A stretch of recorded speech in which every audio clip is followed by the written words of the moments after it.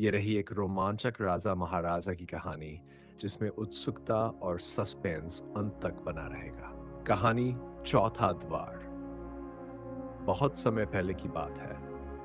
अरण्यगढ़ नाम का एक राज्य था जहां राजा वीरेंद्र सिंह का राज था। यह राज्य सुंदर, समृद्ध और रहस्यमय था। राजा वीरेंद्र सिंह न्यायप्रिय और वीर योद्धा था, लेकिन एक रहस्य ऐसा था जो पूरे महल में दबी जुबान से ही बोला जाता था। राजमहल का चौथा द्वार। राजमहल के 3 द्वारों से महल में आम आवाजाही होती थी, लेकिन चौथे द्वार को सदियों से बंद रखा गया था। उस द्वार के आगे हमेशा पहरा रहता और वहां जाने की सख्त मनाही थी, यहाँ तक कि रानी या राजकुमार तक को भी। एक रात राजकुमार आडेवीर, जो अब 200 वर्ष का हो चुका था, अपनी तलवारबाजी का अभ्यास कर रहा था।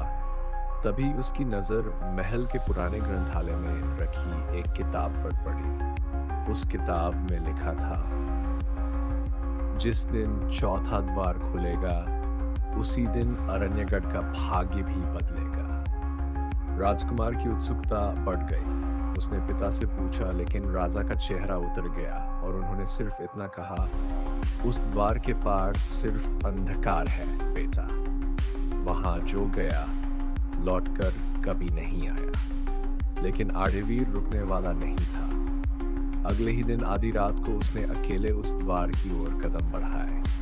पहरेदारों को उसने किसी तरह चकमा दिया और जैसे ही उसने द्वार को छुआ, वह अपने आप खुल गया। भीतर घना अंधकार था। दीवारों पर रहस्यमयी चित्र थे, कभी खुशी, कभी युद्ध, कभी एक ऐसे राक्षस की आकृति जिसका नाम कालवृत्र लिखा था। द्वार के पार एक लंबा गलियारा था जिसके अंत में एक और कमरा। उस कमरे में एक पुराना सिंहासन जिस पर एक कंकाल बैठा था और उसके पास पड़ा था एक शिलालेख। जो सच्चा उत्तराधिकारी होगा वही इस श्रापित सिंहासन को मुक्त करेगा, वरना वही कालवृत्र बन जाएगा।